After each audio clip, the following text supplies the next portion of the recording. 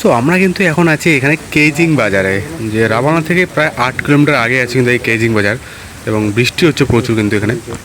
তো বৃষ্টি হচ্ছে কেজিং বাজারে। আমরা আসলাম এদিকে লেক লেক এদিকে লেকশিপ থেকে আসলাম। লেকশিপ থেকে এসে এখন বৃষ্টির জন্য এখানে দাঁড়ালাম একটু কেজিং বাজারে। একটু আগে এখানে এতটা ভয়ানক অন্ধকার হয়েছিল, এখন কিন্তু বাজছে 4:15। তাতে মনে হচ্ছে আমার রাত হয়ে গেছিলো, এতটা অন্ধকার ছিল। এখন একটু বৃষ্টি হলে তো একটু ক্লিয়ার হলো। তো তাই দেখতে পাচ্ছি।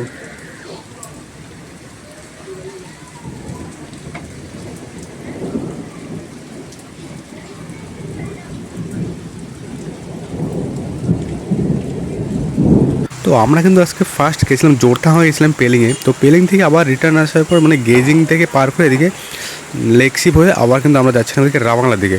তো আমরা যখন লেকশিপ থেকে রাবাংলা যাচ্ছিলাম তখন মাঝখানে এখানে কিন্তু যখন কেজিং শহর এখানে আসলাম তখন কিন্তু প্রচণ্ড পরিমাণে ভাই অন্ধকার ছিল, মানে মনে হচ্ছে যেন রাত হয়ে গেছে।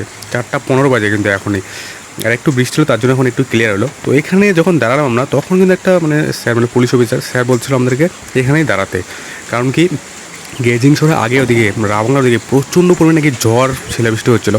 তো আমরা কথা শুনে এখানে দাঁড়ালাম। তো দাঁড়ানোর পরে এখন দেখতে পাচ্ছেন এখানে কী পরিমাণে বৃষ্টি হচ্ছে। না হাত গেলে না ওরকম না ভাই। জাস্ট দেখতে পাচ্ছেন আমরা এখন লেকশিপ থেকে যাচ্ছি এদিকে, রাবাংলা দিকে যাচ্ছি লেকশিপ থেকে। বাস ভাই এখন তো রাস্তা তবু ঠিক আছে, বাট আগে তো ওদিকে রাস্তা যে ভয়ানক ছিল ভাই সাপ। এখন একটু একটু রাস্তা ঠিক আছে।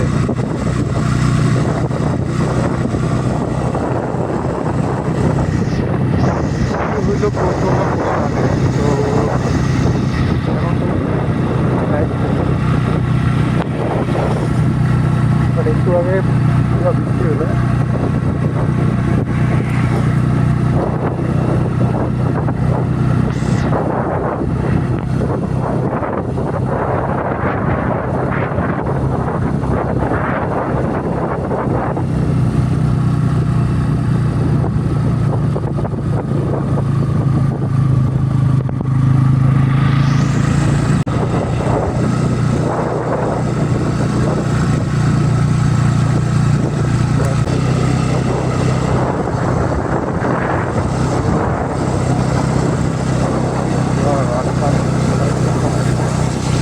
মাথায় পাকা হয়ে গেছে, ফাটা দেওয়া হয়ে গেছে একদম। আর হাওয়া দিল প্রচণ্ড ভাই হাওয়া দিল। আমরা তো যখন লেকশিপ থেকে বেরোলাম তখনই তো ভাই পুরো অন্ধকার ছিল রাস্তা, আর এতটা অফ রোডিং ভাই, ভয়ানক অফ রোডিং। তারপর আর বৃষ্টি। তো ফাইনালি দেখতে পাচ্ছি রাবাংলা ইকো পার্ক দেখা যাচ্ছে। মনটা একটু খুশি হলো দেখে। তো দেখে আমরা কিন্তু আসলাম এদিক থেকে, এই যে গ্যাল সিং এদিক থেকে আসলাম, লেকশিপ থেকে আসলাম। লেকশিপ থেকে এসে এদিকে আপনি পেয়ে যাবেন এদিকে সোজা চলে যায়, এদিকে সিংধাম চলে যায়। তো আমরা যাবো সিংধাম, যাবো না, আমরা যাবো রাবাংলা। তো রাবাংলা চলে গেল এদিক থেকে।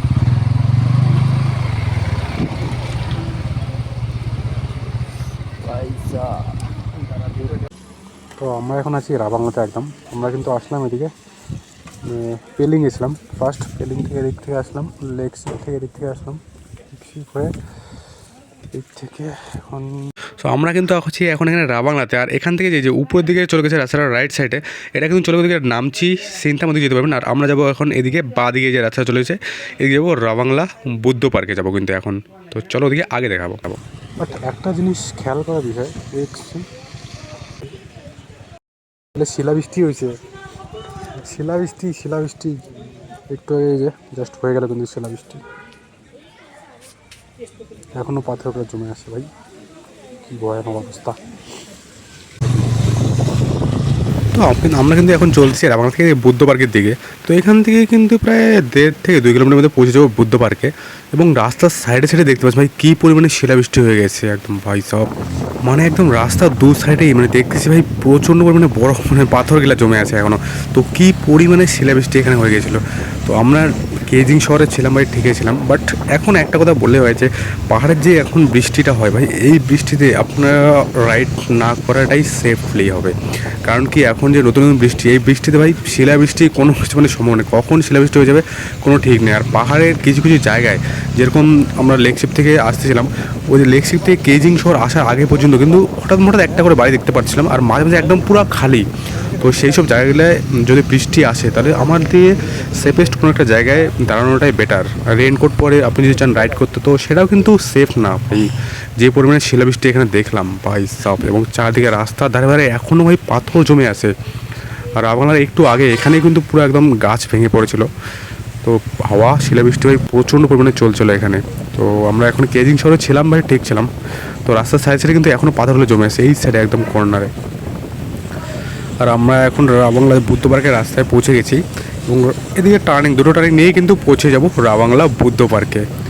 এবং লেফট সাইডে এখানে একটা পার্ক হয়েছে এখানে, তো এখানে যাবো না, আগে যাব বুদ্ধ পার্কে, আমরা ঘুরে আসবো।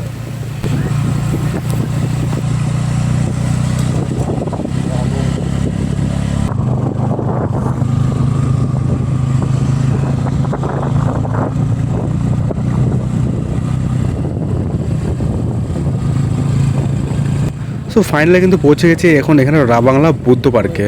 তো এখানে এটাই জাস্ট কেজিং থেকে রাবাংলা আসার একটা ভিডিও দেখলাম, এবং বুদ্ধ পার্ক পুরোপুরি একটা ভিডিও নিয়ে যাবো শুধু বুদ্ধ পার্কেরই, এবং রাবাংলা যে বুদ্ধ পার্ক আছে এবং শুরু থেকে পুরো শেষ পর্যন্ত শুধু বুদ্ধ পার্কে একটা নতুন ভিডিও আসবে খুব তাড়াতাড়ি।